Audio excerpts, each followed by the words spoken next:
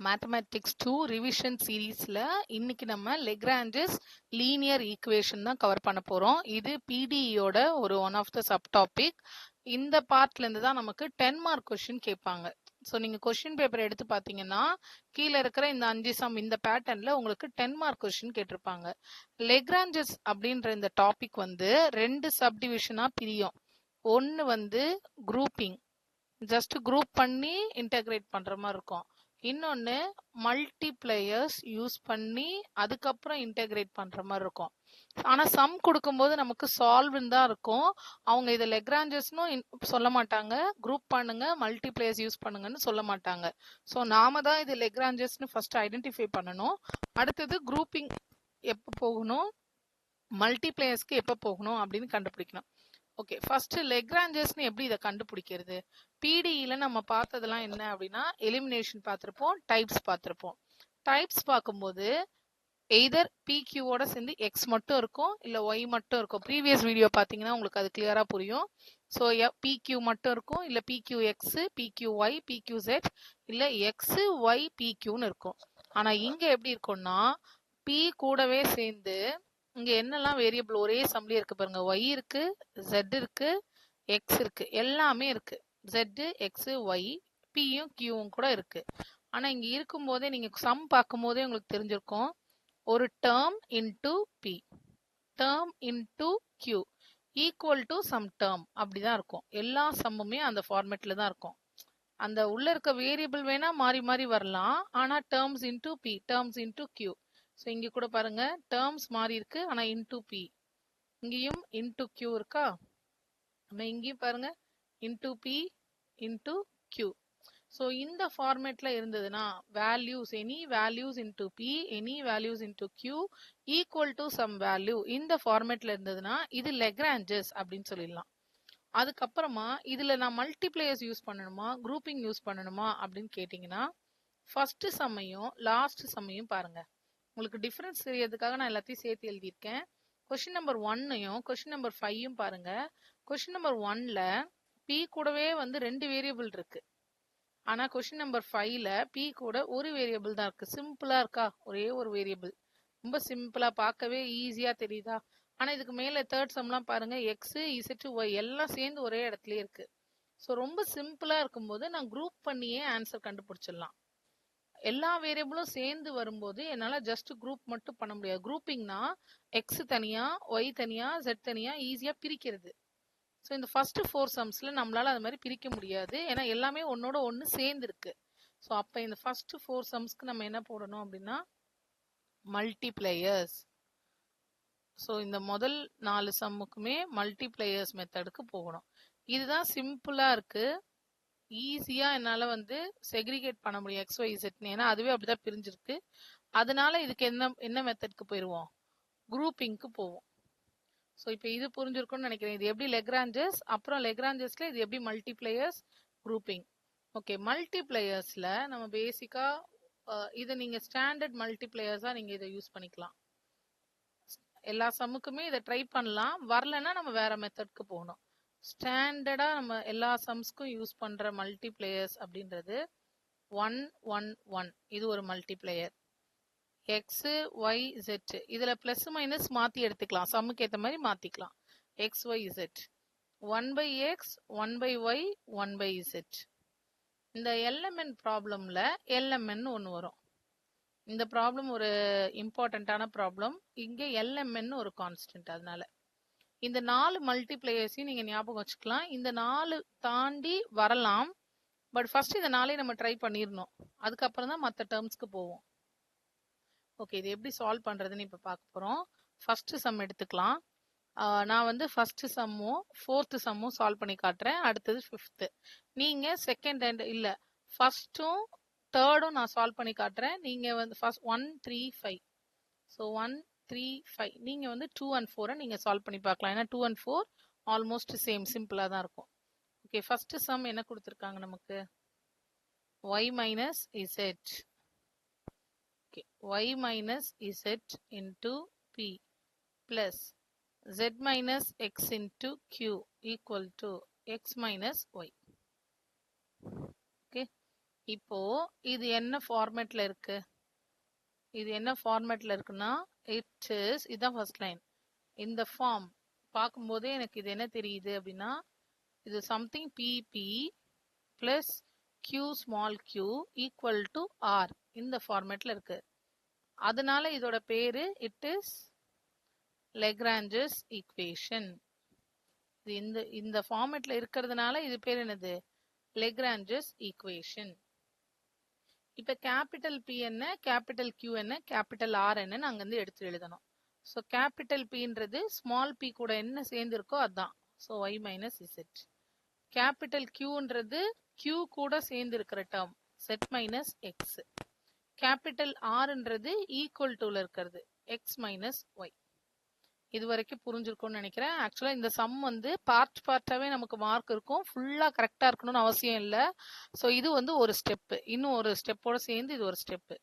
Next என்ன எழுதணும்னா dx by capital P, dy by capital Q, dz by capital R. இது பேரு subsidy equation இல்லனா ஆக்சிலரி ஈக்குவேஷன். ஓகே, இப்போ இந்த இடத்துல PQ வேல்யூவை சப்ஸ்டியூட் பண்ண போறோம். So dx by y minus z, dy by z minus x, dz by x minus y. மூணையும் நம்ம கொண்டு வந்து எழுதியிருக்கிறோம், அவ்வளவுதான், ஒன்றும் பண்ணல. இதுதான் ஸ்டெப் 1. இது இந்த ஃபார்ம்ல இருக்கு. லெக்ராஞ்சஸ் ஈக்குவேஷன், அந்த பி கேபிட்டல் பி என்ன, கியூ என்ன, ஆர் என்னன்னு எழுதிட்டோம். ஆக்சிலரி ஈக்குவேஷன்ல கொண்டு வந்து ஃபில் பண்ணிட்டோம். முடிஞ்சிருச்சா? இது ஸ்டெப் 1 முடிஞ்சிருச்சு. இப்போ எனக்கு இது நான் ஃபர்ஸ்டே சொல்லிட்டேன்னா இது வந்து நமக்கு டஃப்பா இருக்கு. அப்போ என்ன யூஸ் பண்ணணும்? வேரியபிள் எல்லாம் சேர்ந்து இருக்கிறதுனால மல்டிப்ளேயர்ஸ் யூஸ் பண்ணணும். அண்ட் 4 மல்டிப்ளேயர் நம்ம கொடுத்துருக்கோமாங்க. இந்த 4 மல்டிப்ளேயர்ல ஃபர்ஸ்ட் மல்டிப்ளேயர் அங்க யூஸ் பண்ணி பார்ப்போமா? நீங்க இந்த 4 ஆப்ஷன் வச்சுக்கோங்க. இப்போ இது வந்து இதுல ஸ்பெசிஃபிக்கா அந்த எல்எம்என் ப்ராப்ளம்க்கு மட்டும்தான், கொஸ்டின் நம்பர் 4க்கு மட்டும்தான் இது. மற்றதுக்கெல்லாம் இந்த எல்எம்என் யூஸ் பண்ண முடியாது. ஸோ அப்போ இந்த 3 தான் காமனா இதுக்கு போயிடணும். இதுல பிளஸ் மைனஸ் மாத்தி தேவைப்பட்டா நம்ம மாத்தி யூஸ் பண்ணிக்கணும். இப்ப நான் 111 எடுக்க போறேன். சரி, ஃபர்ஸ்ட் கேஸ் 1. கேஸ் 1ல மல்டிப்ளேயர்ஸ் ஆர் நாம என்ன பண்றோம்? 111 எடுக்கிறோம். எனக்கு டினாமினேட்டர் 0 ஆகணும், அதுதான் என்னோட மல்டிப்ளேயரோட ரோலே. அது 0 ஆக்கிறதுக்கு நான் என்ன வேரியபிள் வேணுமோ அதை கொடுத்துருவேன். இப்போ நான் இங்க 111 சிம்பிள் வேல்யூவை ஃபர்ஸ்ட் கொடுத்து பார்க்க போறோம். இப்போ dx plus dy plus dz, கீழேயும் அதே மாதிரி எல்லாத்தையும் ஆட் பண்ண போறோம். y minus z plus z minus x plus x minus y. மல்டிப்ளேயர்ஸ்ன்றது இதுல முன்னாடி எழுதணும். ஸோ 1 into 1 into 1 into, இப்போ இங்கேயும் 1 into 1 1ன்றதுனால இங்க எந்த வேல்யூவும் சேஞ்ச் ஆகாது. நம்ம இது ட்ரை தான் பண்றோம், 0 ஆகலைன்னா மாத்திடுவோம். So dx plus dy plus dz divided by y minus z plus z minus x plus x minus y. Cancel ஆகுதா பாருங்க. Minus z plus z plus y minus y minus x plus x cancel ஆயிடுச்சா? கீழே 0 ஆயிடுச்சுன்னா correct, என்னோட multiplayer correct. இப்போ நான் மேலே இருக்கிறத இன்டெகிரேட் பண்ணணும். Integral dx, integral dy, integral dz. இதை இன்டெகிரேட் பண்ண வரும். இன்டெக்ரல் dxன்றது x, இன்டெக்ரல் dyன்றது y தான், இன்டெக்ரல் dzன்றது z தான். இன்டெகிரேட் பண்ணும்போது கான்ஸ்டன்ட். இங்க 2 கேஸ் போட போறோம். ஸோ C1 கிளியரா? இது ஃபர்ஸ்ட் கேஸ். செகண்ட் கேஸ்க்கு நான் 111 எடுக்க முடியுமா அப்படின்னா எடுக்க முடியாது, வேற வேற மல்டிப்ளேயர்ஸ் எடுக்கணும். ஸோ கேஸ் 2க்கு நான் என்ன பண்றேன்? மல்டிப்ளேயர்ஸ் ஆர் மேல இருந்து ஃபர்ஸ்ட் 111 எடுத்துட்டோமா? அப்ப அடுத்தது XYZ எடுக்கலாம், செகண்டா எழுதி இருக்கிறது. So X comma Y comma z. அப்ப நான் எழுதும் போது எப்படி எழுதணும்? dx x dx y dy plus z dz. ஆக்சுவலா நான் இது வந்து ரெட்ல எழுதுறேன், ஏன்னா ஒருவேளை எனக்கு 0 ஆகலைன்னா நம்ம மாத்திடுவோம் அதை. So X dx Y D Y z dz. நீங்க பென்சில்ல எழுதி ட்ரை பண்ணணும். y minus z plus z minus x plus x minus y. இங்கேயும் மல்டிப்ளையர்ஸ் x y z 0 ஆகுதான்னு பார்ப்போமா? Okay, x dx y dy plus z dz. மேல கீழே x உள்ள மல்டிப்ளை பண்ணிக்கோங்க. xy minus xz plus yz minus yx plus zx minus zy. xy பிளஸ்ல ஒன்று இருக்கு, மைனஸ்ல ஒன்று இருக்கா, cancel. Minus xz plus xz இருக்கா, கேன்சல். yz மைனஸ் yz 0 வந்துருச்சா? அப்ப என்னோட மல்டிப்ளேயர் கரெக்ட். இன்கேஸ் 0 வரலன்னா நான் மல்டிப்ளேயரை மாத்திர மாதிரி இருக்கும். அது நெக்ஸ்ட் சம்ல அது மாதிரி பார்க்கலாம். இப்போ எனக்கு கிட்ட இருக்கிறத இன்டகிரேட் பண்ண போறோம். நியூமரேட்டரை இன்டகிரேட் பண்றோம். இன்டகிரேட் பண்ணா என்ன கிடைக்கும்? X square by 2 plus Y square, X integrate பண்ணா எக்ஸ் பவர் 2 பை 2, அதே மாதிரி ஒய், அதே மாதிரி இசட். கான்ஸ்டன்ட் நம்ம அதனால என்ன பண்றோம், அதே பேட்டர்ன்லயே எழுதுறோம், c2 பை 2. அப்போ c2ன்றது என்னது? வெறும் X square plus Y square plus Z square. So general solution எழுதும்போது நான் என்ன எழுதணும்? First one X plus Y plus Z, X square plus Y square plus Z square equal to 0. So இது நம்மளோட ஜெனரல் சொல்யூஷன். இப்போ நம்ம first sum போட்ட மாதிரியே தேர்ட் சம் போடுவோமா? தேர்ட் சம்மை எடுத்து எழுதிக்கிறேன். செகண்டும் ஃபோர்த்தும் நீங்க சால்வ் பண்ணி பாருங்க. Question number 3. x into y square minus z square p plus y into z square minus x square into q equal to x square minus y square. கரெக்டான்னு check பண்ணிக்கிறேன். y square minus x square, x square minus z square. Okay, இங்கே மாற்றி எழுதிட்டேன். So அது x square minus Z square, இங்கேயும் okay y square minus x square.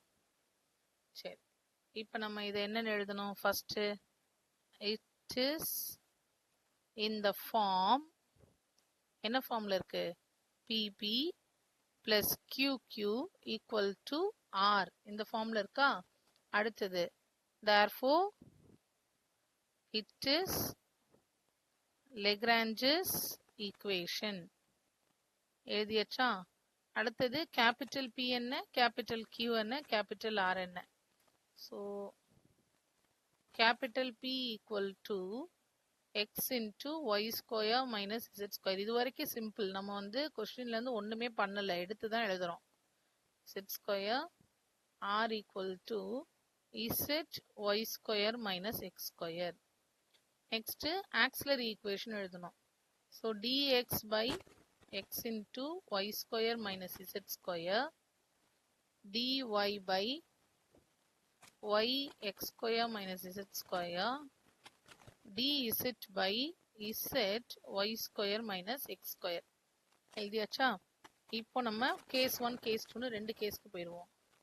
So case 1, first கேஸ்க்கு நான் என்ன பண்றேன்? மல்டிப்ளையர்ஸ் ஆர் நம்ம சும்மா இப்போ ட்ரை பண்ண போறோம். மல்டிப்ளையர்ஸை 1 1 1 எடுக்கிறோம். ஆக்சுவலா 1 1 1 வராது. உங்களுக்கு அது ஏன் வரலன்னு காட்டுறதுக்காக இங்க நான் ட்ரை பண்றேன். 1 1 1 ட்ரை பண்றேன். அப்ப நான் என்ன எழுதணும்? 1 into dx, 1 into dy, 1 into dz. கீழேயும் 1 1 1ன்றதுனால அதை அப்படியே எழுதிக்கலாமா?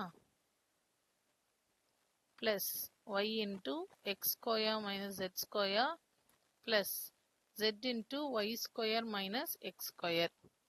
இப்போ இதை நான் மல்டிப்ளை பண்றேன். கீழே dy plus dz divided by உள்ள எடுத்துட்டு போனா xy square minus xz square plus yx square minus yz square plus zy square minus zx square. ஏதாவது கேன்சல் ஆகுதா பாருங்க இந்த 1 1 1 கொடுக்கும்போது. x y ஸ்கொயர் ஆனா இன்னொரு இடத்துல என்ன இருக்குன்னா x ஸ்கொயர் ஒய்னு இருக்கு. இது பாருங்க இப்படி இருக்கா, கேன்சல் ஆயிருக்கும். எப்ப கேன்சல் ஆயிருக்கும்னா இது x ஸ்கொயராகவும் அது y ஸ்கொயராகவும் இருந்திருக்கணும். இப்போ ஃபர்ஸ்ட் டேர்மை நான் x ஆல மல்டிப்ளை பண்ணிருக்கணும், செகண்ட் டேர்மை y ஆல மல்டிப்ளை பண்ணிருக்கணும். அப்ப என்னோட மல்டிப்ளையர் என்ன ஆயிடுச்சுங்க, ஃபெயில் ஆயிடுச்சு. ஸோ சம் வந்து பவர் 2ல இருந்ததுன்னா இந்த 1 1 1 மல்டிப்ளையர் ஒர்க் அவுட் ஆகாது. ஸோ இந்த 1 1 1 தூக்கிடலாமா, தூக்கியாச்சு. என்ன எடுக்கலாம், எக்ஸ் ஒய் ஜெட். ஸோ இங்கே நான் எக்ஸ் ஆல மல்டிப்ளை பண்றேன் ஃபர்ஸ்ட் ஒன்னை, செகண்ட் ஒன்னை ஒய் ஆல மல்டிப்ளை பண்றோம், தேர்ட் ஒன்னை இசட் ஆல மல்டிப்ளை பண்றோம். எக்ஸ் ஸ்கொயர் ஒய் ஸ்கொயர்னு வந்துருமா, அதே மாதிரி எக்ஸ் ஸ்கொயர் இசட் ஸ்கொயர். அடுத்து எழுதும் போது y square y square, z square z square, மேல x dx Y dy z. Okay, இப்போ கேன்சல் ஆகுதா பாருங்க, எக்ஸ் ஸ்கொயர் ஒய் ஸ்கொயரும் மைனஸ் எக்ஸ் ஸ்கொயர் ஒய் ஸ்கொயரும் கேன்சல். சாரி, இது பிளஸ்லயே இருக்குல்ல நமக்கு, ஸோ இப்பயும் நமக்கு கேன்சல் ஆகல. ஸோ ரெண்டுமே நமக்கு பிளஸ்லயே இருக்கு, எக்ஸ் ஸ்கொயர் ஒய் ஸ்கொயர் ரெண்டுமே பிளஸ்ல இருக்கு, ஒய் ஸ்கொயர் ரெண்டுமே மைனஸ்லயே இருக்கு. ஸோ இதை நம்ம கேன்சல் பண்றதுக்கு இந்த செகண்ட் டேர்ம்ல ஒரு மைனஸ் ஆட் பண்ணா கேன்சல் ஆகுமான்னு பார்ப்போமா. ஸோ நான் என்ன பண்றேன், இதை மாத்தி பார்க்குறேன். ஸோ சும்மா மாத்தி பார்க்கறதுனால இங்க மைனஸ், இது பிளஸ். இப்போ எனக்கு இது கேன்சல் ஆயிடும், இந்த ரெண்டு டேர்ம் கேன்சல் ஆயிரும். ஒய் ஸ்கொயர் இசட் ஸ்கொயர் ரெண்டுமே பிளஸ்ல இருக்கு, அப்ப அதையும் நான் சேஞ்ச் பண்ணணும். அப்ப செகண்ட் ஒனுக்கும் நான் மைனஸ் கொடுக்கணும், தேர்ட் ஒனுக்கும் நான் என்ன கொடுக்கணும், ஒரு மைனஸ் கொடுக்குற மாதிரி இருக்கு, அப்ப கேன்சல் ஆகும். இப்ப எனக்கு இங்க ஒரு பிளஸ் மைனஸ் வந்து இடிக்குது. ஸோ பிளஸ் மைனஸ் இடிக்கிறதுனால என்னோட டேர்ம்ஸையே நான் திருப்பி மாத்துறேன். என்னன்னு மாத்துறேன் அப்படின்னா, இப்போ என்னோட மல்டிப்ளேயர்ஸ் வெறும் எக்ஸ் ஒய் இசட் கிடையாது. ஃபர்ஸ்டே சொல்லியிருப்பேன், தேவைப்பட்டா நம்ம மைனஸ் எங்கேயாவது ஆட் பண்ணிக்கணும். ஸோ மைனஸ் இசட் எடுத்துக்கிட்டோமா. அப்ப இங்க இது என்னவாயிரும், எனக்கு இது ரெண்டுமே மைனஸ்ல எடுக்கிறதுனால plus minus y plus minus z. அப்ப நான் மைனஸோட உள்ள மல்டிப்ளை பண்ணுவோம், ஃபர்ஸ்ட் டேர்ம் மைனஸ் ஆகும், செகண்ட் டேர்ம் பிளஸ் ஆகும் இருக்கும். இங்கேயும் ஃபர்ஸ்ட் டேர்ம் மைனஸ் ஆகும், செகண்ட் டேர்ம் பிளஸ் ஆகும் வந்துடும். இப்ப கேன்சல் ஆகுதா பாருங்க, எக்ஸ் ஸ்கொயர் ஒய் ஸ்கொயரும் minus x square y square, minus x square z ஸ்கொயரும் பிளஸ் லாஸ்ட்ல இருக்கு, ரெண்டு கேன்சல் ஆயிடும், இது ரெண்டும் கேன்சல் ஆயிடும். ஸோ இப்போ என்னோட மல்டிப்ளையர்ஸ், சாரி இங்கேயும் மாத்தணும்ல, இப்போ என்னோட மல்டிப்ளையர்ஸ் மேல x minus y minus z, minus y minus z, கீழே ஜீரோ ஆயிடுச்சு.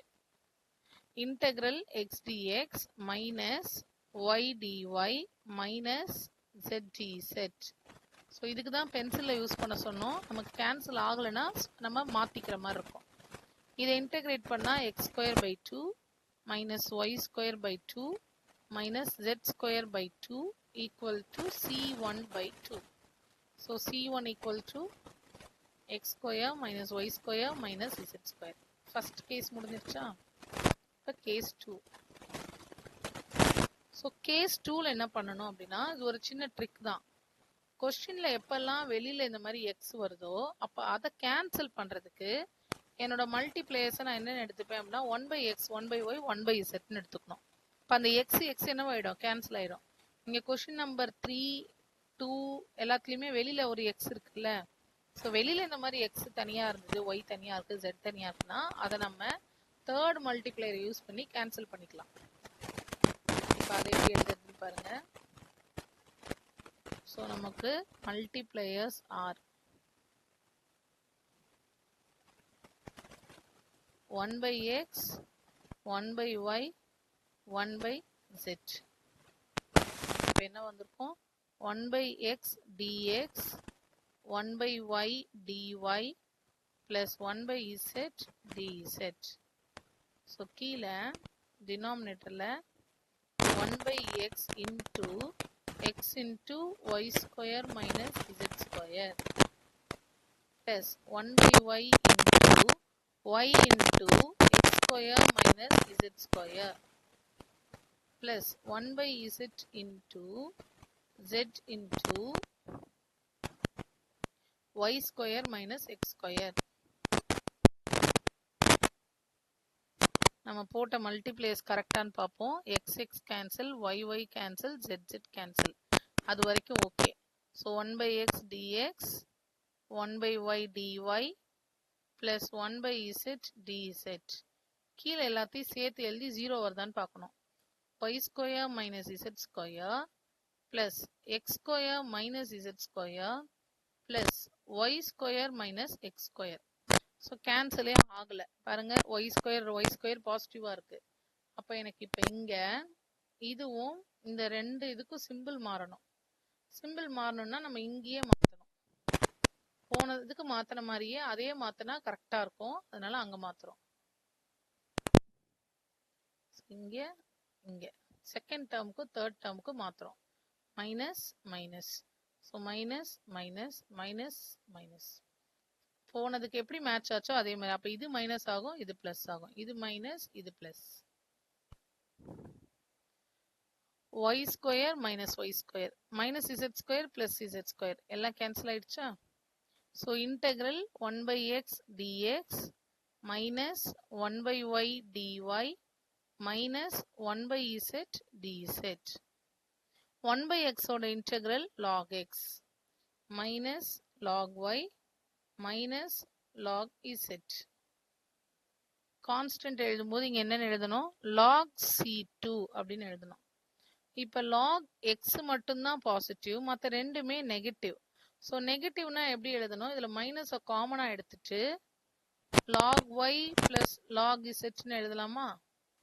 Equal to log c2. logல log a பிளஸ் log bன்றது என்னது? log abன்னு எழுதுவோம். ஸோ a பிளஸ் bன்றது இங்க ab.